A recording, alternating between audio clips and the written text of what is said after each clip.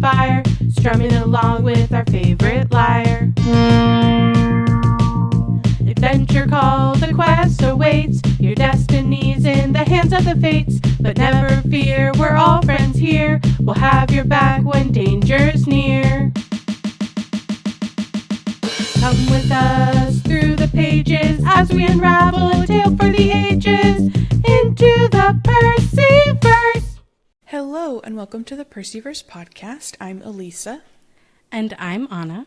Hang on to your giant catfish and light your soggy hamburger wrapper because today we're discussing Chapter 14, I Become a Known Fugitive. The soggy hamburger wrapper. Underwater physics is so interesting when you're the son of a sea god. I know. The fact it's like soggy and slimy. Ugh, I know. In general, not the best body of water to go swimming in is what I've learned. Unless you're immune to literally all the things underwater, like Percy is. Yeah. Not a fun time. It's like the pre-Hudson before we get to the Hudson, and then the Hudson's just kind of like horrific and brown, and you can't see. Like Percy can't even see more than like a foot in front of him or something. Yep. Well, and also it reminds me of when they're in the forest after Auntie-M's and they're like have all the, wrappers and different like litter kind of around them. And there's definitely sort of a theme so far of like humans putting trash into bodies of water or forests or, that kind of thing. And, we don't always have to confront it in this way, but when you can sink to the bottom and stay there, you're gonna see some stuff. You're gonna witness what all that does so Percy is, I think, slowly being converted to Grover's cause over time. Slowly becoming an environmentalist. Slowly but surely. Yes, that is what happens when one gross body of water at a time. One gross body of water at a time. Exactly. Also, can we talk about the title? I feel like great title first. Yes. Yeah. Great title. I was trying to figure out if I felt like he already was kind of a known fugitive because we've already had like the newspaper article and stuff. So maybe it's just the fact that now it's jumped from newspaper to TV that makes the known part stronger. I think it's also I feel like he wasn't, like the last time we had a little news check-in, I feel like it was still like he's wanted for questioning and because of these mysterious circumstances. He hadn't been, like with the bus, they were kind of like, oh, we've spotted him again. Yeah, but I don't think they'd fully like blamed him for the things that had happened. I think they this just time like implied it. I feel like a little bit. Yes, but I guess blowing up a bus versus a monument. Well, and I think the difference is like they specifically reference they get the like security camera footage of it, and which.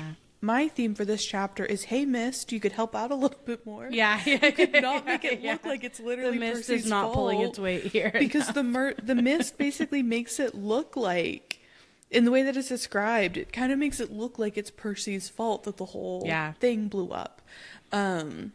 But I think that's that difference of he's like gone from becoming like a kid on the run that they want to question to like a fugitive they're chasing because they now have like this video where it looks like he blew up a national monument. True.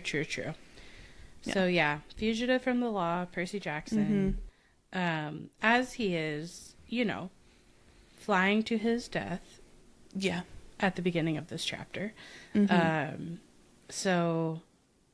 I think one of my questions here is like how much influence Poseidon does have in this moment. I think that's one of my questions for the whole chapter, because I know Percy is kind of giving him credit for saving him, and he does pray to him on the way down and before he jumps, and he certainly survive something that shouldn't be survivable, but he is going into water, and we've seen him do miraculous things with water before. And so it does kind of make me wonder like, could Percy do something like this on his own with his own powers from his dad, or did Poseidon have to have an active role in saving him in this moment? I'm curious what you think. No, I had the same question. I was very curious about that, and I was kind of paying attention to, like, we get what the description was of when he actually hits the water, and we don't really get, like, I thought I remembered something about, like, the impact, like, being soft and, like, this kind of, like, a description like that, and maybe that's something in the future that I'm mixing it up with, I'm not sure. Yeah. But we get a flaboom for his, like, impact in the water, and he does say that the impact didn't hurt. Right. But yeah, I didn't know if the impact not hurting was Poseidon's involvement, or if kind of by default, by being a son of Poseidon, like, right. he can jump from incredible heights into water, and because it's into water, be okay. But this is also, like, it's not the sea, but that doesn't seem to be, like, the biggest. All like, the other stuff works. He can breathe underwater. Yeah. He doesn't get wet. Like, Yeah. it seems like all the powers are fine just in water in general, you know? Right, yeah. Yeah. But yeah, it did, I had that same question, and I didn't really come to any sort of conclusion. Like, I do think the woman who, we don't get her name, who shows up in the water, that definitely is, I mean, she's sent by Poseidon to tell him. For sure. He's, like, involved Monica. in this, yes, which would be a point in the column of, like, he had something to do with the whole thing. Yes. In general. I just was curious, like, how much of the way can Percy go with his own powers, and how much is his dad? My thought was, if water always heals him, even if the impact hurts him, wouldn't he then immediately start healing? Right. Once he's in the water? Like, that was Short my of thought dying. of, like... Yeah. Like, if he breaks bones in the impact, would they not then just automatically start healing because he's in the water? Like, in the way that... Yeah, I think as long as it doesn't just, like, straight kill him, you know? Yeah. That would be my thought. Which it should, if he wasn't. Right. Who he is, so... Yes. I don't know if we'll have a full answer, but maybe it's something we can pay attention to. And I was just curious, like...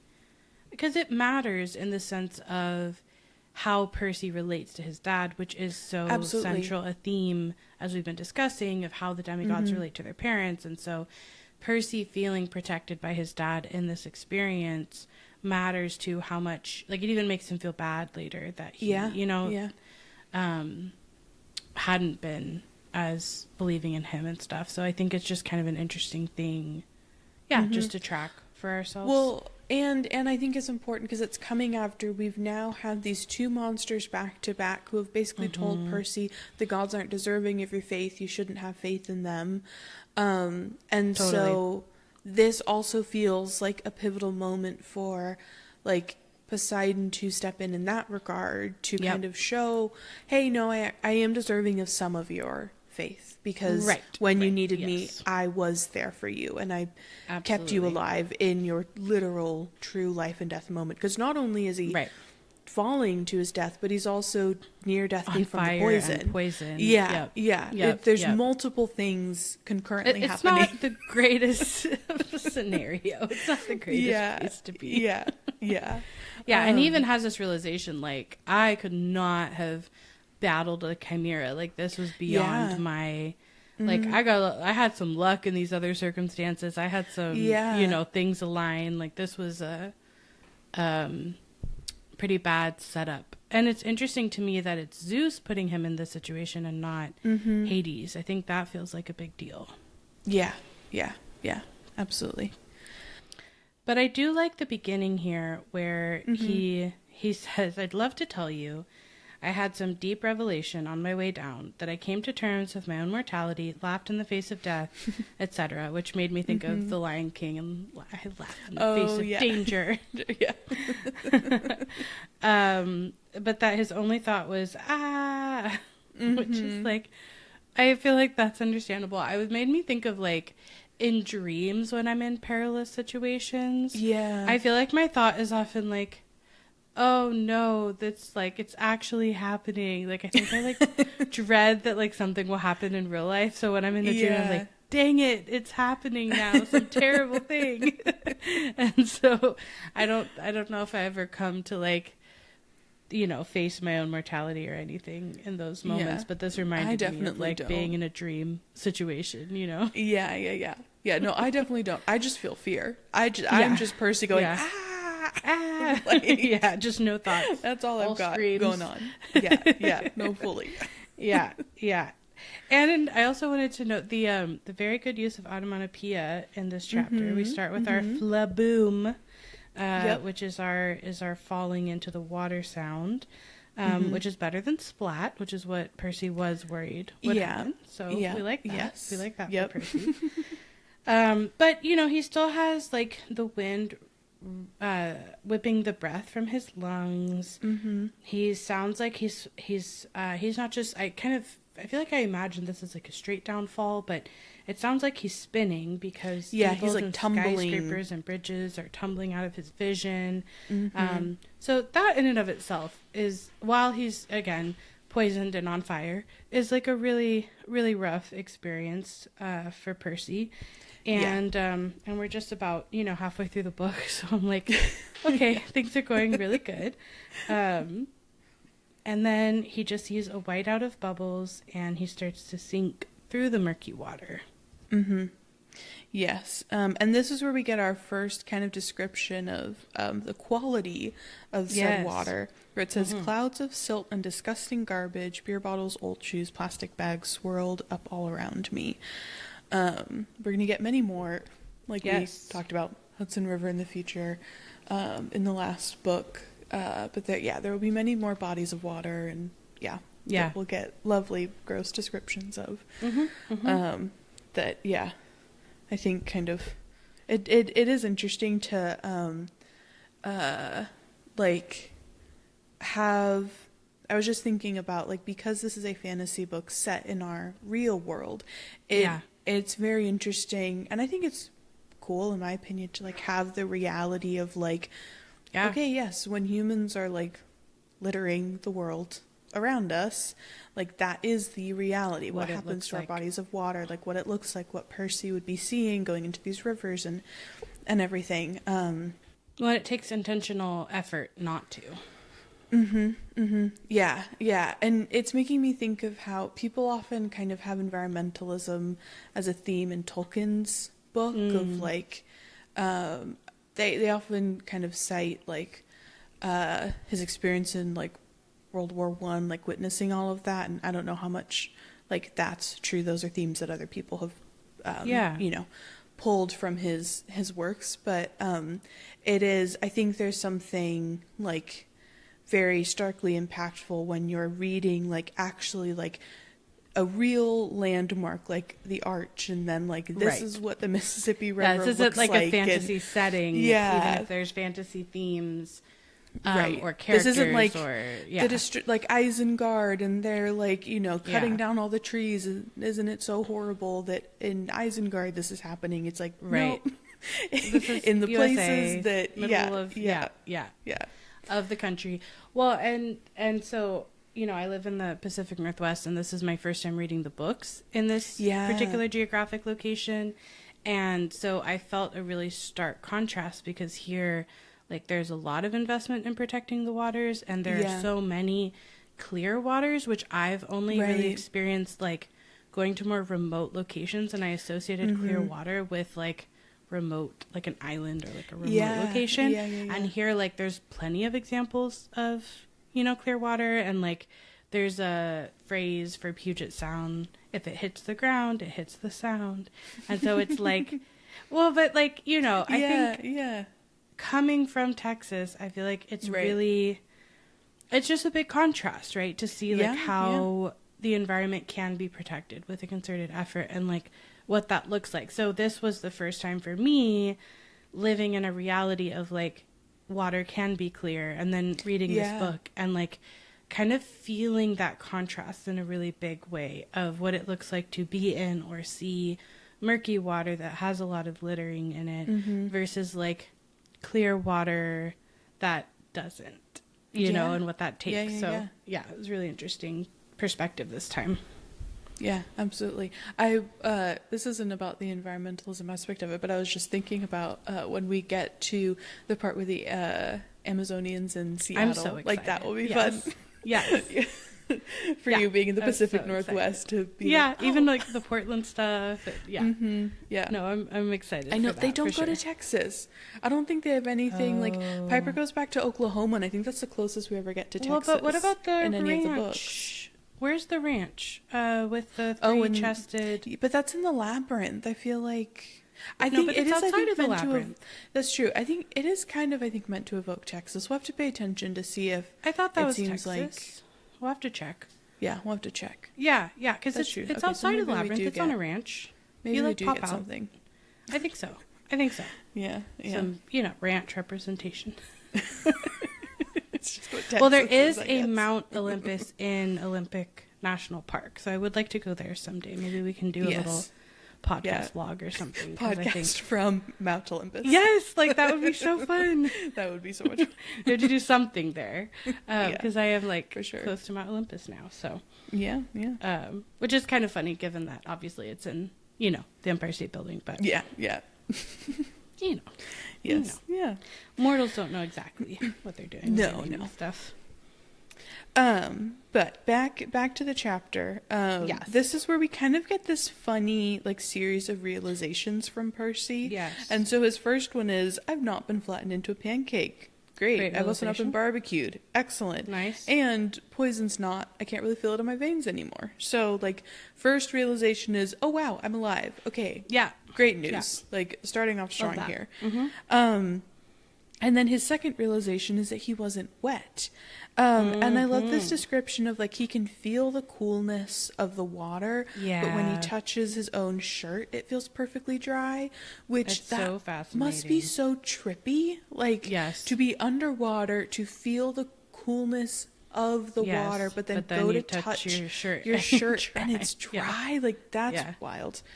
Agreed. And this next description is one we've been kind of pointing out, the particular moments that have really stuck with us in our minds. And this next one is one that has always stuck so strongly in my mind, where he's looking at the garbage floating by and he snatches up an old cigarette lighter and he thinks, no way. Yeah. Flicks the lighter and a tiny flame appears. And I love the description right there at the bottom of the Mississippi. To do that. I know. I would not have thought I can now make a lighter function. And then when he reaches for the soggy hamburger wrapper and it immediately turns the paper dry, it's such a visually cool and also fascinating, way to express his powers as the son of the sea god. I think it's really cool that not only can he keep himself dry, but then he can change the state that something else is in. Yes. Undo it. Not even he goes in with something and it stays dry, but he can unwetify something. Right. That's really impressive. Yeah. Yeah. And it's part of his intuitive, we keep talking about he has good instincts, he's very intuitive. Mm-hmm. I think that's part of what helps him to think to even do this. He's well, if this is true, then maybe this is true. And he's experimenting and trying it out, That's the improv thing of, if this is true, then that's the the next step of yes and theory. Percy would be good at improv. Can you imagine a demigod improv team? Oh, it would be so chaotic. It would be so chaotic. People accidentally using their powers because they're getting riled up. Right. And I feel it's yes and until you get to rivalry people, and then it's no. Yeah. Then it's no. I don't think Athena and Ares kids could not do improv together. No. They could be in competing troops. Yeah. That would be so funny. I think this is I love that Rick Riordan made this part of his ability, and I just think it's really cool, and it's not just this controlling of the water, he can make it move in certain directions, or things like that, but I don't know, I've just always found this element of it so cool. And then I was imagining Like, could he take like headphones and like a laptop and just oh my gosh, like, true, work like from technology. underwater? Like, dang, underwater cafe you vibes. know? Yeah. Or if you just like wanted some peace and quiet, you know, or like a change of scenery, could just like that's interesting. Could you just like go to some work? Or something? A question would be: can technology work for him underwater? I think that's a good question. I mean, if he I don't makes think a we cigarette see that. lighter light up, yeah, because I in guess my as long brain, as it I'm stays like, dry, yeah, then the water's not getting in there. I think why not, right? Seems but also, like it. does that mean that he could like magically fix like every person who dropped their phone in like, the lake or something? I mean, they don't get to have, you know, phones. I guess maybe like Rachel Elizabeth there would be the only person you'd know with a phone, or his mom, you know. But if she like dropped it in water, could he just like take it and immediately fix it? Well, and does it apply like outside? Like if something falls in and then it's pulled out, if he touches it, does it take the water out, or is it that it can become dry underwater? Do you know what I mean? Right. Yeah. So that's a question. My question was how far it extends, which, because I don't know that we ever learned this, but like, here's my theoretical question. If Percy is holding Annabeth's hand, she could be dry. Right. If Annabeth is then holding Grover's hand, but Percy's not holding Grover's hand, is Grover dry? Like, can it be chain linked? Yeah. Or does Percy have to be in direct contact with the object? That's my question. Yeah, I don't remember, because they do it at the end of this book, right? Where Percy then is like, oh no, we should all come out dry so we don't look weird, and he lets them all get wet.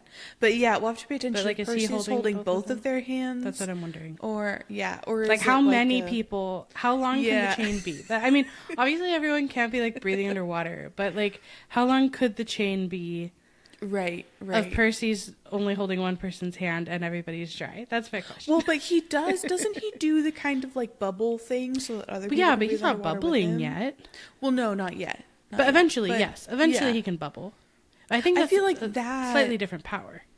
Yes, but maybe that's how she just makes like a giant bubble, and there's like, because I think the bubble also keeps them dry, so maybe he because that's what like Frank and Hazel, I think, right, later. Well, and also don't he and Annabeth like have a cute little romantic moment? I feel like that's true. But that's I mean, again, that's like way later. Yeah. So I'm mostly wondering the contact dry power thing. Right.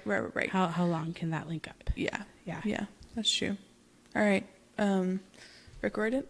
We have some questions. You get an answer on that one? The specificities of Percy's powers. Really, really important. We are here to ask the really important, the really hard-hitting questions. What everyone has been dying to know. That is These the only things that, questions the fandom has been asking for, just for 20 decades, years. at this point. Yeah. That's what we're here for. Incredibly important things. So he performs his magic trick, and it's amazing. Yes. Yeah. And then we get his third realization, which is that he's breathing underwater. And it's kind of a big one. I know. to be not realizing. I feel like my little like theory as to why he's able to kind of realize all of this, and in particular breathe underwater without realizing it is, I think the near-death experience shocked him so much that he's not able to, like, his brain is not able to think logically, so he's not able to like panic or anything about like, I'm underwater, I'm gonna like lose my breath or whatever. Like, I think he's in such a state of shock that like he's probably been breathing since the second he hit the water, and that it's this like delayed reaction. Because I think if like someone told him, like if back at Camp Half-Blood they were like, oh, Son of the Sea God, you know, like you can breathe underwater, like go walk in the lake. Like I think if he had like tried to walk into the lake and actively breathe underwater, I think it would have been an entirely different experience, and he would have been panicking and freaked out, and like versus this, the near death, the I almost died just kind of supersedes everything, and I think allows him to like immediately breathe without even thinking about it, to the point where that's the last realization that he has. That he has. Whoa. No, I agree 100%. I think it's the trauma, and I also though think that it's the intuitiveness. Like I feel like it's how easy it comes to him. You know, I think the shock and then just the fact that it is so natural for him to do combines together for him to have that be his third and not his first realization.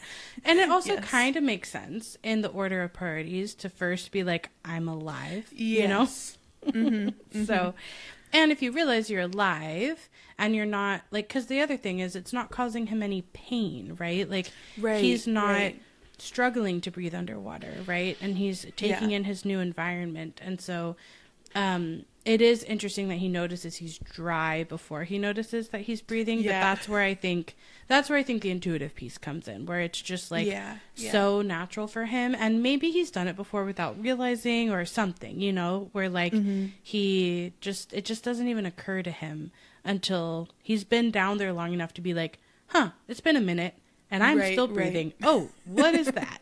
What is happening? Yeah.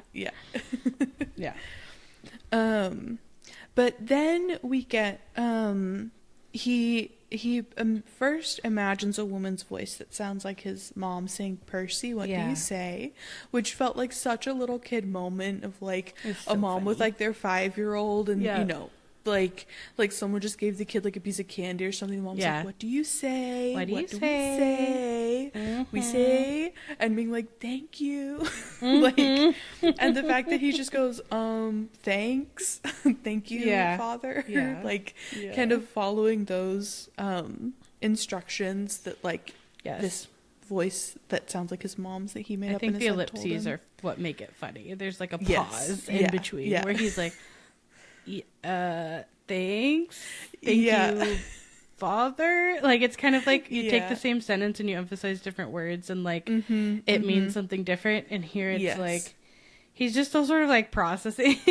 Like I guess this feels weird. And also I think feeling weird at like I guess I'm just gonna like talk into this river because he'll be able to hear me. You know, like he's not able to actually speak to anyone directly in this moment. He's kind of like, I'm just gonna say thank you and be like, I think you can hear this. I don't know. I also thought it was really interesting how the sound is described. Underwater, I sounded like I did on recordings, like a much older kid. And I just was wondering if like because it's denser in the water, if it's making the sound waves wider and so it's making the pitch lower. Like, is that what it's talking about? But I thought it was just like a cool note to even put in there that his voice makes sense that his voice would sound different underwater. But I like that we get to hear a description of like how it sounds different. Yeah.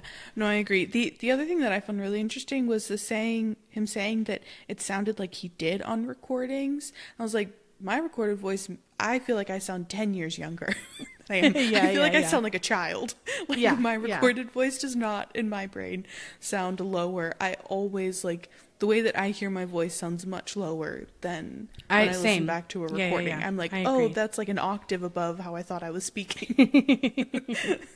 I agree with that. I do wonder though, because we're talking about a different time period, if like he's recording on something that because what has he heard his own voice recorded on, right? We're not talking about iPhones like the way we're talking about them or something now. Yeah, which could make your voice sound different. You know, maybe it did make it sound lower or something.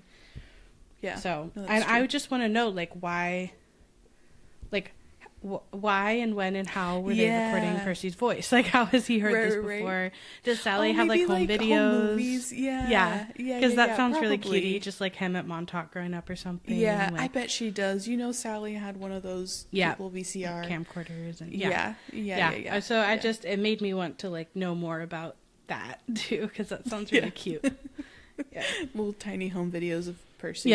Just like it just sounds adorable, just like playing on the beach or I don't know.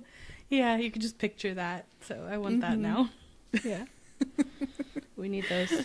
Release the home videos. That are definitely real. They exist. Definitely they real. Exist. They can be released. Yeah, and then, you know, he doesn't hear a response. He just sees the dark drift of garbage downriver, an enormous catfish that he's seen earlier gliding by, which we looked it up, and catfish can get really, really, really big, which is kind of wild. I didn't realize how big they can get. I know, me neither. Yeah, they can get wild. Incredibly large. It's quite impressive. Yeah, like 5 feet. Like, Basically, there can be catfish as tall as I am, and that's kind of scary because that's a big fish. I'm really a short person, but that's a big fish. Yeah, is what I'm trying to say here. Yeah. I was just imagining a tiny little goldfish next to one of these enormous catfish. Totally. Like, these are both fish. Yeah. Right. But one is a dinosaur. Yeah. Right. Wild.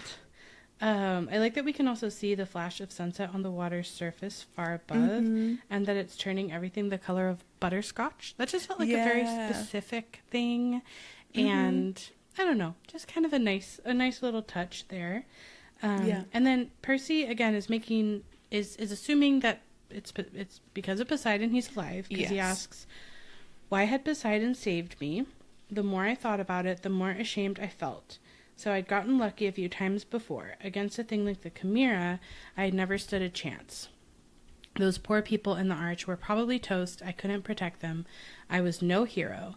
Maybe I should just stay here with the catfish, join the bottom feeders. So I thought it was interesting that his reaction to needing help from his dad is feeling ashamed and feeling like not good enough.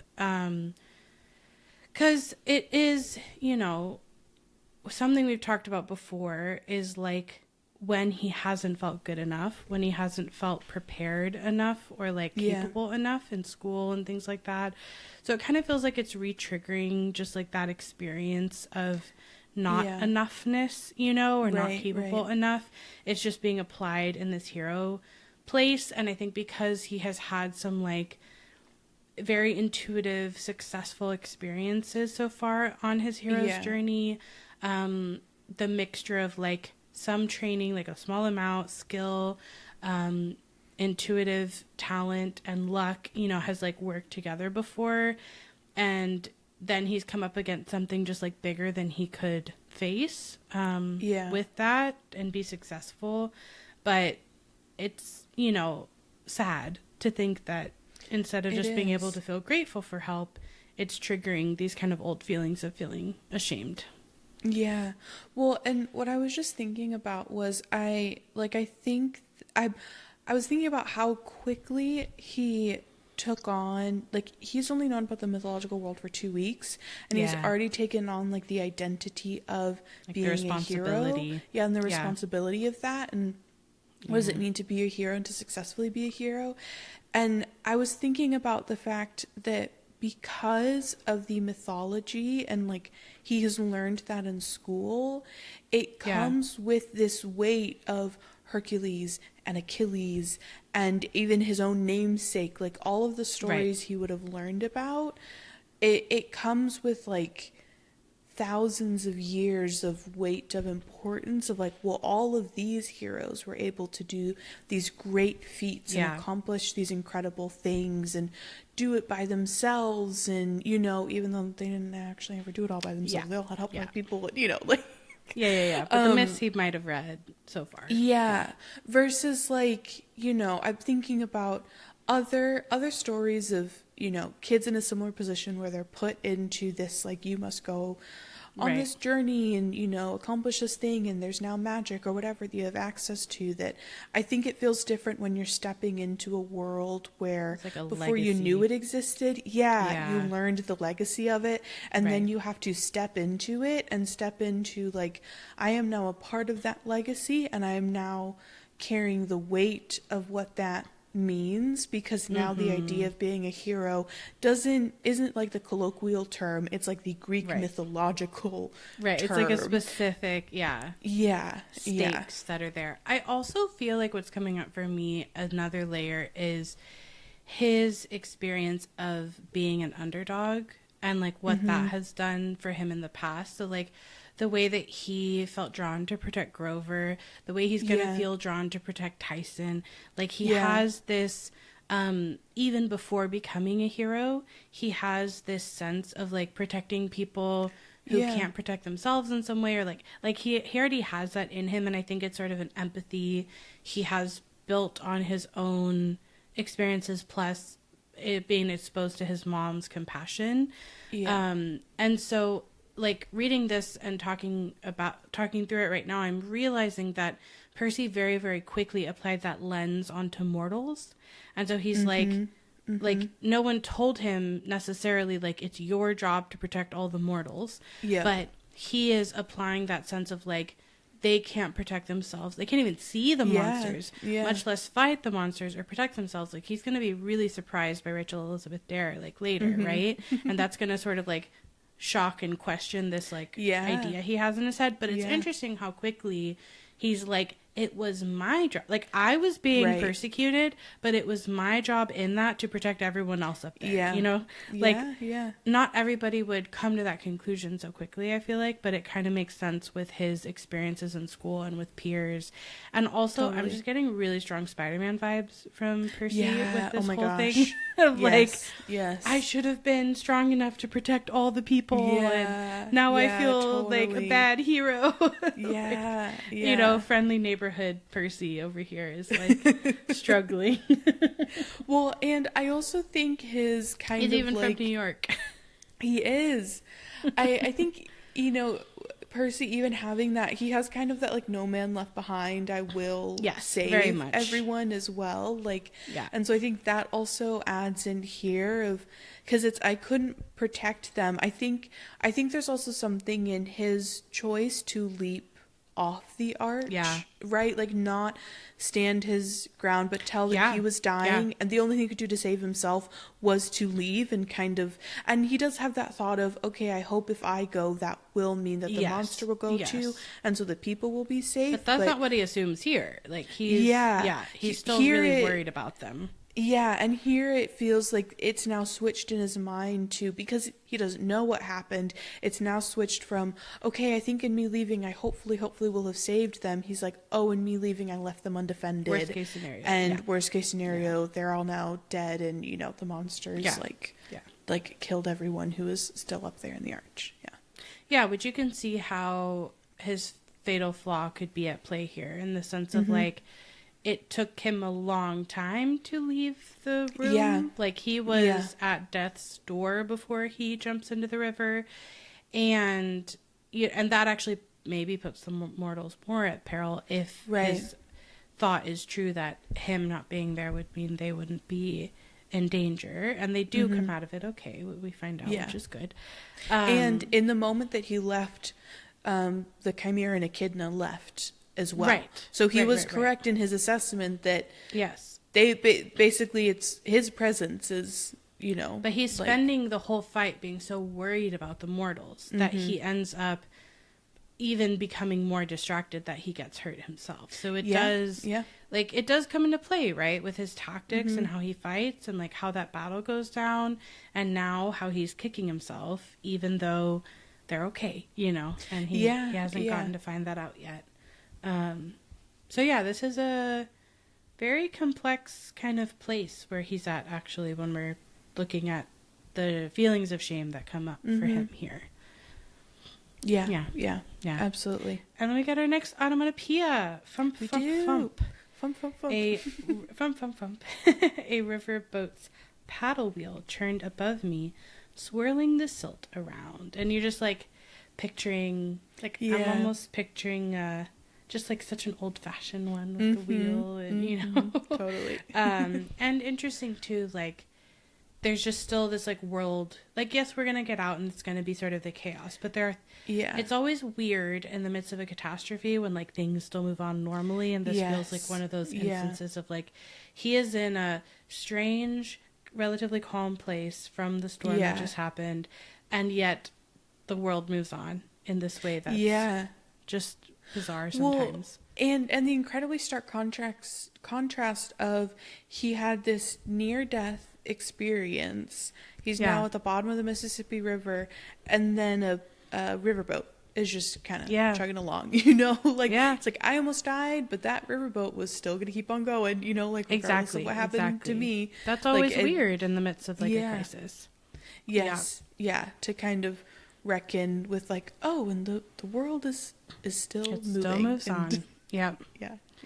And then he finds his sword, not 5 5 feet in front of him, the gleaming bronze hilt sticking up in the mud. So it is interesting, like, this whole amount of time to return to pocket business. We haven't clarified yet for Percy. But he, you know, there's a synchronicity to his fall where he manages to land really not too far from his sword. Close. Very, very close. And then he hears the woman's voice again, and she says, "Percy, take the sword. Your father believes in you." And this time he knows the voice wasn't in his head, that he wasn't imagining it. And her words, I really like this description. Yeah. Her words seem to come from everywhere, rippling through the water like dolphin sonar. I thought it was a very vivid description, but also I like that it was a water-based metaphor, or like a water creature metaphor too. Yeah, totally. I do feel like we're getting a lot of really cool, lovely, and like wonderful descriptions. I feel like in this chapter in particular. We're back in that like present, like we're not in the midst of a climactic action scene, and so we're like Percy's taking in these details in a way that's like very specific. Yeah. And Percy calls out and asks, "Where are you?" to the woman, and then through the gloom in the water he sees her, and the description is a woman the color of the water, a ghost in the current, floating just above the sword. She had long billowing hair, and her eyes, barely visible, were green like mine. Yeah, and my whole question here is, did she have to look like his mom? Okay, so my question is, I don't actually know how much she really does look like his mom, or in that moment Percy just desperately wants her to look like his mom, because if she's the color of water and she's this ghost, like it would be hard to really like see clearly her features and like the distinct things about her. And I interpreted this as Percy so desperately wants it to be his mom, because after this near-death experience, I think probably the only person he wants is his mom.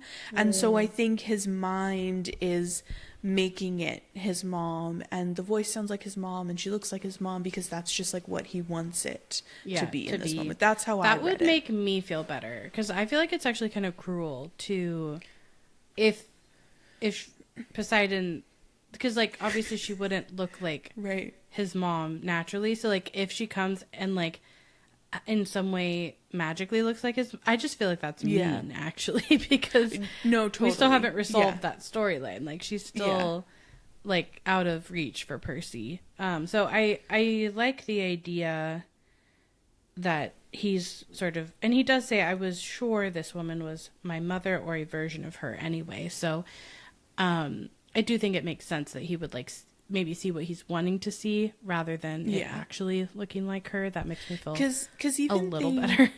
Yeah, like because we also don't even like the description of her that we actually get from like though Percy is our narrator, like the description that we get of her in my brain doesn't immediately conjure Sally Jackson. Yeah, that's true. Like that's true.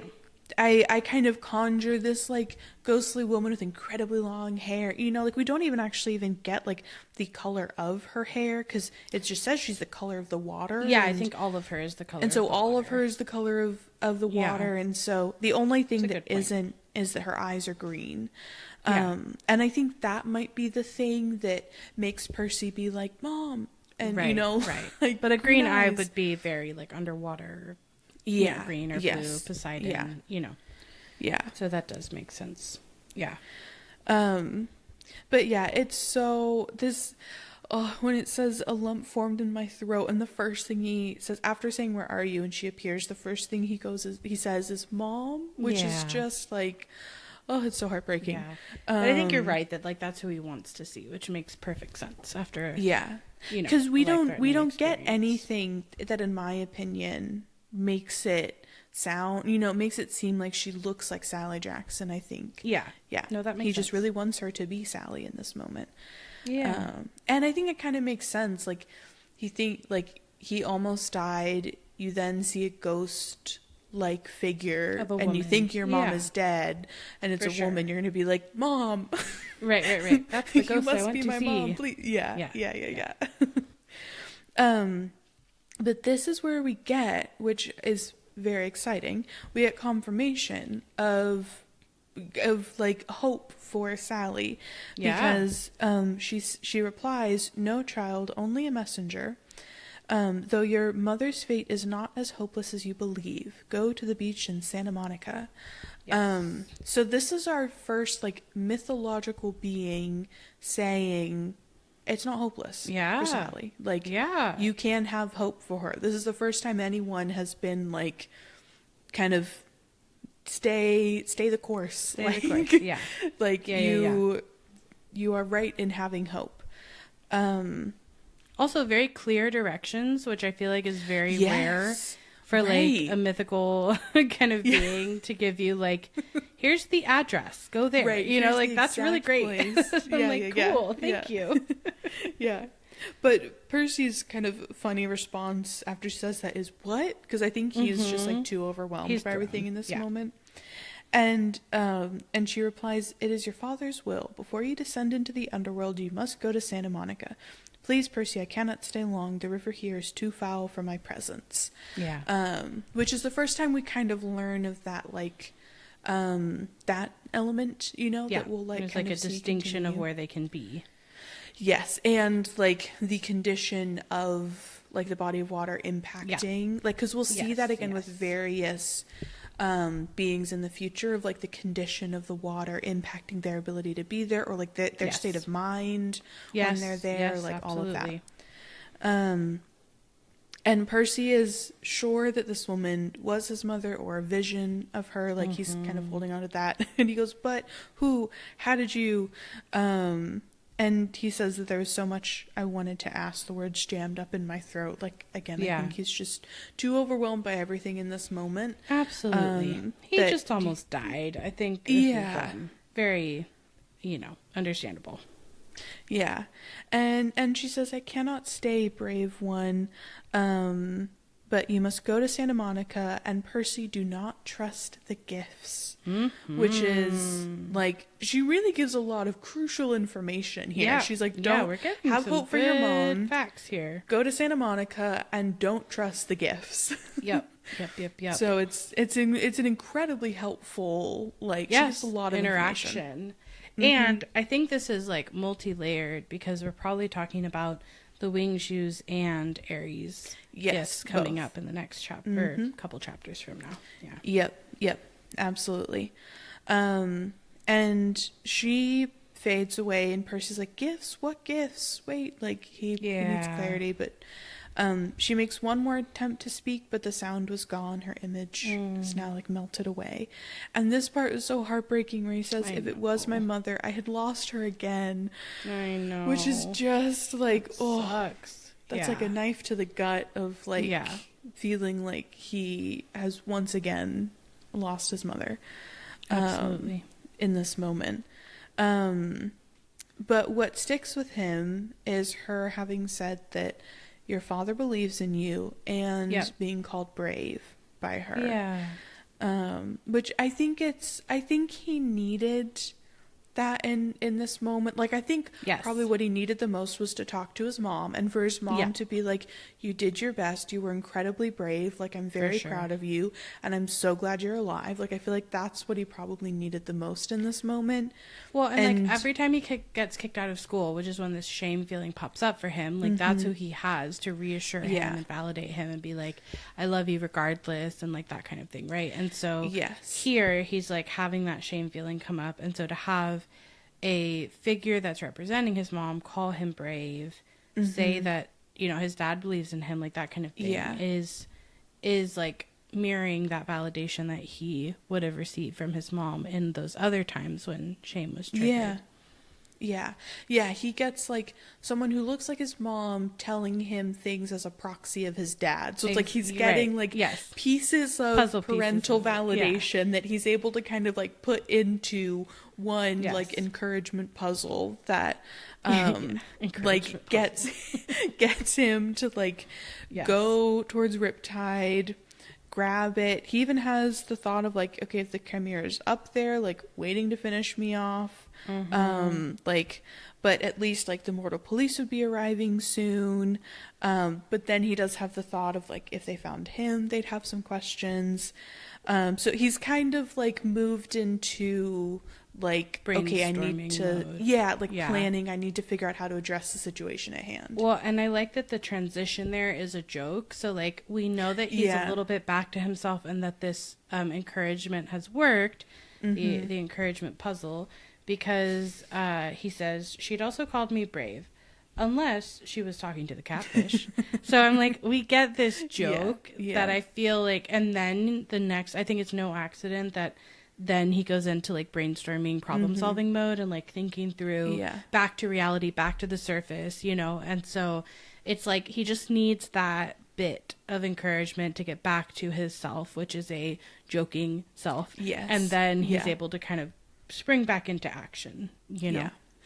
This, I was realizing, so the woman and like the way that she speaks in this very like old fashioned way makes me think of Calypso a lot. And I was just realizing this time, like Calypso is the next time he'll have his like next near death experience where he really is truly like about to die. Yeah, like thrown out of a volcano. Yeah, and I was just thinking that it's another like, these are kind of like parallel experiences. Like this first one, he's gone from Grover and Annabeth for a much shorter amount of time. Yeah. Like, and goes and kind of has this like old-timey woman help him, you know, like this time he needs his like spirits boosted, but then like with Calypso she has to like literally help him heal and all these things. It's a much more like extensive process. But I don't know, they like the way that she spoke reminded me a lot of Calypso, and then I was just realizing that those are both like his like two primary near-death experiences. The description of him falling and stuff actually was bringing to mind for me when he gets thrown. So yeah, totally. I think they definitely are like parallel experiences that he goes on. And so Percy caps his sword, sticks the ballpoint pen in his pocket, says, "Thank you, Father," again. So I think that's interesting. Now it's less hesitant. Yeah, it's more confident. Yeah, he's got more confidence in it. And he kicks through the muck and swims to the surface. And he comes ashore next to a floating McDonald's, which is an interesting place. I've always wondered, is this like a literal, like, how there will be restaurants that like stick out like over the water? Like, is that actually, and is that legitimately there, like in St. Louis, like we can look it up? The arch? Yeah, I'm not sure. If anyone from St. Louis, like, let us know. Like, let us very know. Interesting setup. If there is an actual, makes sense why the hamburger wrapper is at the bottom though. That he lights on very fire. True. Yep. No, that's true. And and I think it's also very like Percy Jackson for him to have had this like super magical experience that's like with a underwater ghost vibe, and then he comes up next to a McDonald's. You know, it's like the most mundane, classic Percy thing. Jackson. Yeah. Yes. A block away, every emergency vehicle in St. Louis was surrounding the arch. Makes sense, you know. Whole thing blows up, kid falls out. Like, I mean, it's a national monument. Park. I mean, and national park. Yeah, and so this is going to cause a huge ruckus. Police helicopters circled overhead, and he says that the crowd of onlookers reminded him of Times Square on New Year's Eve, which means there are a lot of people there. That's a ton of people. I will say, I want to know the like human psychology of this. So, personally, if something explodes, I'm moving in the opposite direction. But there's something about humans that does pull us like toward, like you want to look at the car accident when you drive by, or you want to, like, there is something about humans that pulls us toward a disaster zone. And so I've never looked into this, but I'm really curious about the psychology of like how we engage with like disaster zones or things. Like, you don't know if that's going to happen again. Like, there's not that much information yet. I wonder if there's something about like wanting, like, I don't know, almost this kind of like, I was trying to think if it had something to do with like watching to see until like you could tell that everything is safe. Yeah, I think there could be a hypervigilance there. Or because the times where this happens, where it's like people can't not look away, are instances where like they are not in danger, someone else that is. They know. Yes, you know, like. But I think that's part of like America's Funniest Home Videos, or like, you know, there is a human thing about watching disasters happen or watching people get hurt, or like there is a thing, and like there can be this feeling of like they made it to safety. Or I'm not them, so I'm safe. Or, you know, where that laughter of it, like, can help you feel safe in your body. Like, that is a thing. But when it comes to, like, an unknown I'm very curious about, like, what pulls people toward it. Because we often don't make logical choices as humans. But to me, I'm like, I mean, I get wanting to know what's happening, but I'm like... I'm driving away in the other direction, I think. Well, if there are any psychologists listening, yes, you know, because that's kind of one of those. Or if you're just a person who likes watching like disaster stuff, let us know in the comments why you like it. Yes, why? Let us know. We'll hear directly from the source. So it's crowded because it's as crowded as Times Square on New Year's Eve, which is it's one of those crowded situations you could get into. I feel like. And then we have the most observant little girl ever. Well, I think so. This to me felt like the classic, like kind of stereotypical depiction of like small child with parent who's like, you know, fully absorbed by something else, which makes sense, and like children constantly like this is I feel like a classic thing in like magical fantastical worlds where like a little kid sees the thing and, you know, tries to point to their parent and be like, look, and their parents are like, yep, while they're like completely looking. But the question is, else. Can this little girl see through the mist? That's the question for me, right? Too. Because like I want to know. It doesn't necessarily mean she can, but I'm just curious. No, because I this to me just felt more like, you know, a small child's being observant, in the way that small children really can be, because they are incredibly observant. Because, you know, him getting out of the water and being dry is something that like the mist would not have been involved. Yeah, no, I don't think the mist is at play here. She is being observant in a moment where it is as crowded as Times Square and not a single other person is noticing him. Yeah. And so it just made me wonder if she's drawn to the demigod experience in some way. Yeah. She says, Mama, that boy walked out of the river. And the mom just says, that's nice, dear, and is watching the ambulances. And then she says, but he's dry. And she goes, that's nice, dear. And I'm like, yeah, classic distracted parent, like not paying attention at all. That would be a funny, I'm like, where are the fanfic writers who can write the story of this little girl? And, you know, I don't know. That's what I'm saying. She's like the next Rachel Elizabeth Dare, or maybe, you know, like, something kind of I just think it'd be fun, right? Like, I feel like in a group of that many people, one person maybe can see through the mist, and that she happens to see Percy, you know, would kind of make sense. Then we get the news lady talking for the camera. Probably not a terrorist attack, we're told, but it's still very early in the investigation. The damage, as you can see, is very serious. We're trying to get some of the survivors to question them about eyewitness reports of someone falling from the arch. And Percy feels a huge surge of relief about survivors. I feel a huge surge of annoyance at news reporters trying to question survivors of traumatic experiences like immediately right after they happen. I was thinking about this as like, because this book is supposed to take place, I think, in the time period that it was published, like 2005 or, you know, maybe 2004. But I was thinking about like how close that was post 9/11 in the United States, and so the reporters immediately like jumping to that problem, like that determination, like the question of if it was a terrorist attack or not. I was like, I think so immediately, like after 9/11, I feel, and you know, it's a national park, like it I think it for the time period, like, made complete sense that, like, I was thinking the about that too. reporter Like, would be that might saying not that. have been what would be written, like, today, you know, Yeah. in the same way. Yeah. Yeah. No, I totally agree. But yeah, he feels that surge of relief, and then he goes to hoping that Annabeth and Grover are okay. And as he's pushing through the crowd, he hears another reporter say, Channel 5 has learned that surveillance cameras show an adolescent boy going wild on the observation deck, somehow setting off this freak explosion. Hard to believe, John, but that's what we're hearing. That's what we're hearing.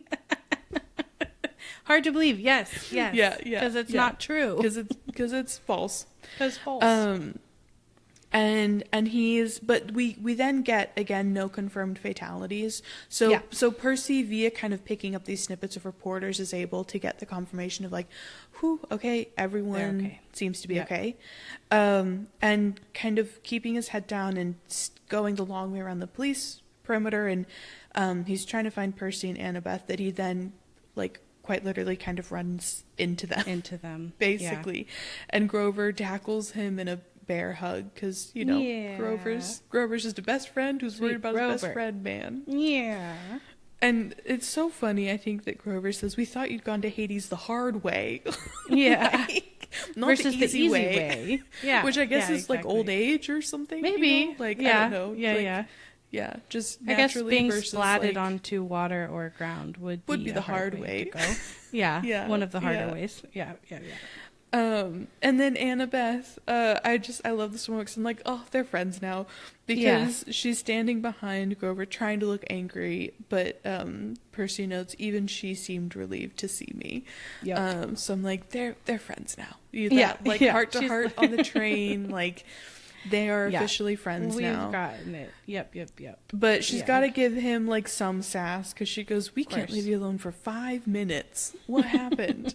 Which, like, true, but also you shouldn't have left him alone. I mean, I think... Yes. I think at that point, if he doesn't fit in the elevator, they really should have gotten out of the elevator. Like we said last time, you don't split up the party. Classic. No. D&D rules apply. Yes. Yeah. And Percy replies with, I sort of fell. I'm like, that is a wild way to summarize what just happened. Just like a huge understatement. Like a massive understatement of I sort of fell. The most, And Annabeth goes, Percy, 630 feet. Like, she's not having any of it. I love that she knows the exact number too, though, right? That's very because of course, Annabeth. She would know. She's got all the dimensions and everything exactly. Yeah, she was probably like calculating the angle and everything the whole time, being like, he can't be alive, but he fell in the water, but he can't. I don't know, this and that. Just graphing his trajectory, being like, yeah. She like knows his velocity at impact. Yeah, for sure. Yep, fully. But this is where, so the crowd parts and they see paramedics hustling out, rolling a woman out on the stretcher, who Percy recognizes as the mother of the little boy. And this is where we get to find out what the mist showed her. And she's saying, and then this huge dog, this huge fire-breathing chihuahua. So I'm like, the mist did not do a good job, like, of just basically making it look like just a giant chihuahua that was breathing the only fire. difference is like chimera equals chihuahua, like that's it. Right, otherwise it's still fire breathing, it's still gigantic, like kind of wild. But the paramedic thinks that, like, it's kind of her state of shock combined with the medication and makes sense. Everything. But then she says, this boy jumped out of the hole and the monster disappeared. So also we get our confirmation that they disappeared as soon as Percy left. But then she recognizes Percy and goes, there he is, that's the boy. And so immediately Percy and Beth and Grover are like, we got to get out of here right now. Yes. Luckily the crowd is as big as the crowd in New York Times Square for New Year's Eve. Yeah. So you've got a lot of people that you can disappear into, which is very helpful. But this is where Percy's finally able to tell them the whole story of what happened. And Grover kind of points out immediately that they have to go to Santa Monica. He can't ignore a summons from his dad. Like, that's incredibly important. And before Annabeth gets a chance to say anything, we get another news reporter saying, Percy Jackson, that's right, Dan, Channel 12. So we had Channel 5 earlier. Now we've got Channel 12. Yep. All the news anchors, all of the channels. All the news channels are here. Channel 12 has learned that the boy who may have caused this explosion fits the description of a young man wanted by the authorities for a serious New Jersey bus accident 3 days ago. And the boy is believed to be traveling west. For our viewers at home, here's a photo of Percy Jackson. And this is the moment where it's like, he's screwed. Yeah. Also, you know that Gabe provided that photo. Oh, so absolutely. we can still be mad at him. Yes, we can always be mad at Gabe. Always there's perpetually and forever until the end of this book. Not a wrong time to be mad at Gabe. Yeah. And it's interesting. I love how, so now the news reporters, we've been talking about the corkboard with the pins on it and the red string. So the news reporters and the police have their own corkboards. And what they figured out so far is Percy is traveling west, based on bus accident in New Jersey, followed by National Monument, St. Louis. He appears to be going west in the United and States. That is his whole plan, and we can tell that for certain. Right. Which, like, the U.S. is so huge. So at that point, when you're in St. Louis, it's like, okay, that's just kind of the western United States. That's still like he could still be traveling south, or like. Right. It's not that he's traveling west. He has traveled west, but like we don't. I don't know that we know. Anyway, I just thought that was funny. That's like their red line so far. But it does make me wonder, now that I think about it, what names Percy, Annabeth, and Grover used for their Amtrak tickets. Like, did they use their own names? What kind of ID do demigods and satyrs carry? And if they use pseudonyms, what are they? Like, I just want a little more of the like James Bond of it all, and like what they carry with them, like, what they were given, because they also had all their bags taken. Right. No, that's true. That's a good point. Even back then, I feel like you would have had to have given like an ID for your ticket. Would you have if you like went up to the Amtrak? I don't know enough about like Amtrak. I don't know 2004, either. 2005. I want to look into this, 'cause I'm just curious. Like, and even if you didn't have to have an ID, I just want to know what the pseudonyms were. Yes, totally. And because I feel like you have to give one. Because at this point, like the authorities could have found out. Yeah, that would be funny if it was Peter Johnson. Annabeth's is like an architect's name or something. Fully, yeah. And Grover, I don't even know. Grover could be like a plant name or something like. Oh, that's true. Like, you know. Yeah. But yeah, so I want to know the pseudonyms. But also, like, if they didn't give pseudonyms, you would think that the police could, if they're like, well, he's certainly traveling west, and what travels to St. Louis? Like, they could, in theory, find. I would think the information of where. That he bought a ticket. So no, that's true. I'm curious about the whole like investigation James Bond elements of the story that we don't really get insights into. Do they into. have like fake IDs at Camp Half-Blood for whenever you go out on a quest? Like, so you don't have to use your like government name, your real name. Yeah, I don't know. Yeah, but I want to know. Now I need all this information. So, but yeah, I like the idea that they use pseudonyms. And then. What I just have to say is how this chapter ends is, in my opinion, the most unbelievable thing that will ever happen in any of these books. Which is hilarious given the story. This, I think, is the most like unbelievable thing, which is that they make it back to the Amtrak station without getting spotted. That'll give them. But they make it back in time to board the same train to Denver. I know. Which I'm just like, I know because they had like a 3-hour layover. Yeah, they had a 3-hour layover, and they're a mile away. I don't know how far away do we know that they're a mile away? Yeah, we know that. They told us that the monument was about a mile away in the last chapter, I believe. Oh, I don't remember that. I just I'm It No, feels I agree like with too you. much has happened for them to They be don't able... get spotted, and they board the train just before it pulled out from Denver. Yes. Like, yeah. No, Yeah. I totally agree. I totally Like, agree. as a reader, I'm like, oh, thank goodness. Like, phew, Yeah. you know? Yeah. Like, they But made it's it. this They're- tiny they're little on their way. paragraph. And what's funny is it's the shortest chapter, I think, so far. So there was room to make it more interesting to get back. It's like, I believe more that he talked to a water spirit underwater that gave him a message from his godly father than I do that they made it back unseen on time to the Amtrak train. Yes. I'd even give them unseen, like, though that would be very hard still too, like, with just so many people. Yeah. But because in that day and age, like, there's not the social media, everyone with cell phone, you know, like, it would take a lot longer for that information to disseminate. Like, yes, I'll give them that kind of. It's the making it back to the train on time. I'm just like, what? After all that happened. After they toured, went up, hung out at the arch till it was about to close. Like, after big all battle, of that happens, jump off, have a convo underwater. Yeah, would have had to have taken, like, a long, very, like, roundabout way to get back to the train station to avoid being seen, you know? Like, they would have had to, for sure, walked. Like, they couldn't take, like, a taxi or something like that. Also, they definitely don't have the money for it. They don't have money for that. Yeah. Yeah. It's like, this is the least believable thing that I think will ever happen in any of the books. Which is really, really saying something. But... nevertheless, they get on board the train just before it pulled out for Denver, so we're still on our way to Denver, and so they're technically right that we are still heading west, even though that's sort of a lucky guess. And the train is trundling west as darkness fell, police lights still pulsing against the St. Louis skyline behind them. So they're headed on their journey. Annabeth's pit stop was... Eventful to say the least. Maybe not the best idea, but like we said last time, we understand, like, she doesn't know when she'll get out in the world again. But there's, you know, this is not our first time where they're underestimating how many monsters and gods are really after them, like what the stakes are of the quest that they're on.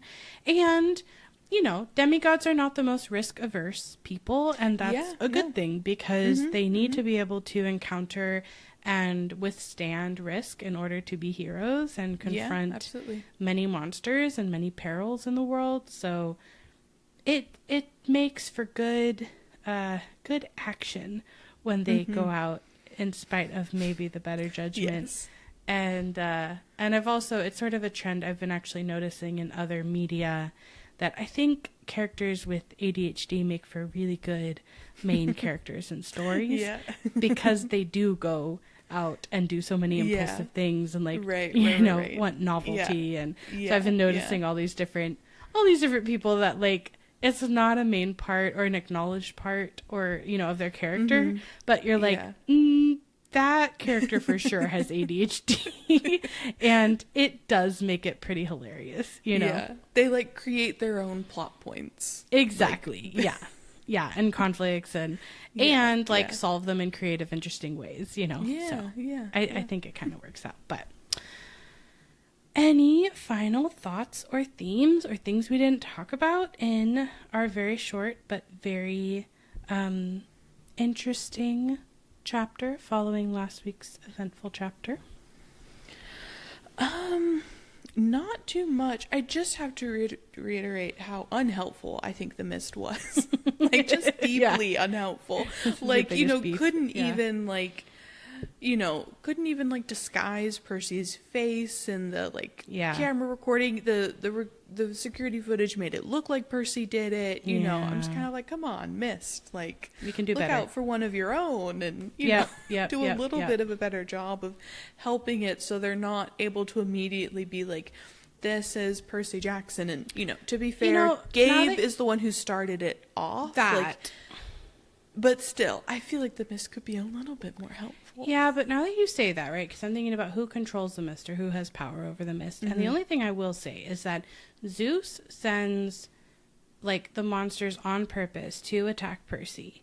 And totally. so if the monsters have some control over the mist, or Zeus does, or whatever, like that intention is there. No, that's true. That making Percy out to be the bad guy in this scenario is aligned with that mission, right? And so maybe it's not that the mist is doing a bad job. Maybe it's just that we don't like who the mist is, you know, responding to.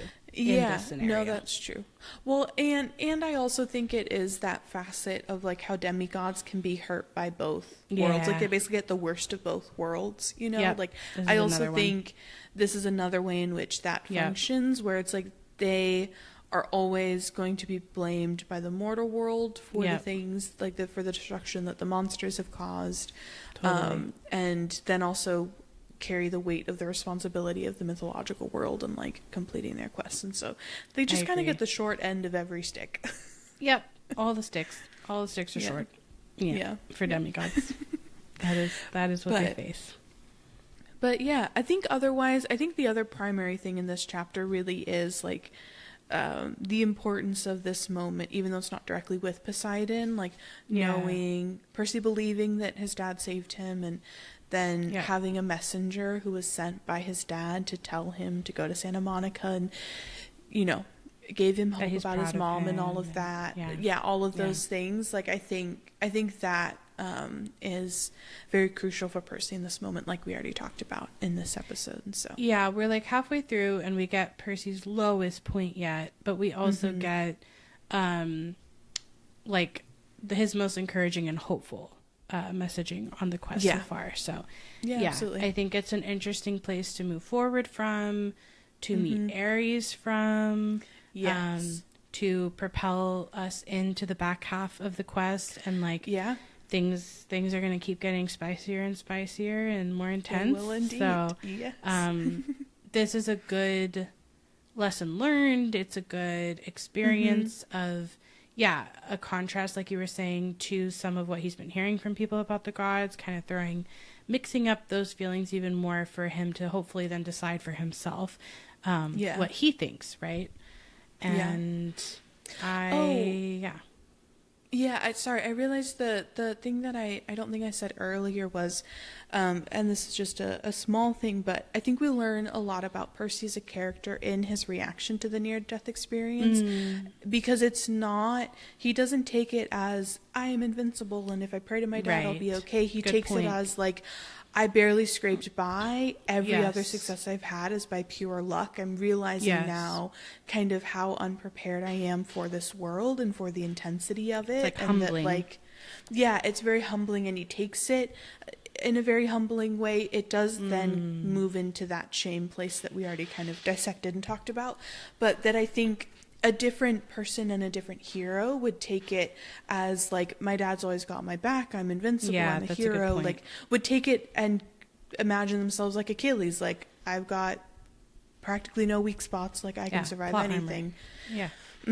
But he takes it as like, oh no, I am woefully unprepared for this reality. That's a really good point, because I think later he's gonna really take on some confidence, particularly with like Hades and Ares, and he's gonna and I think that like confidence coming from humility is very different than confidence coming from feeling infallible. And so it'll be interesting to kind of like see that arrogance versus confidence. He like gets confidence, but he, you know, he gets like bravado with Ares that I think kind of teeters on arrogance at certain points in the way that Ares riles him up. But he's still grounded in this. Yeah, he fundamentally as a character doesn't have arrogance to his core. I think he has moments where he gets arrogant throughout the books, and even in like Heroes of Olympus and stuff. And I feel like it's always when he's being challenged by someone who like is more powerful than him. Because I think we see that a bit with Jason. Like I think he gets arrogant at times with Jason, and it's because it's that like butting heads, like power kind of contest. For sure. But at his core, I don't think Percy's a fundamentally arrogant person. Right. And I think this chapter is a good example of why that's like the case and why that's not true. Yeah, and that like we see that in his reaction to things in this scenario. Yeah. Love that for Percy. Well, as calm-ish as this was compared to last chapter, we are about to enter very exciting territory. And I very much look forward to next week when we talk about chapter 15, A God Buys Us Cheeseburgers. See you then. Bye.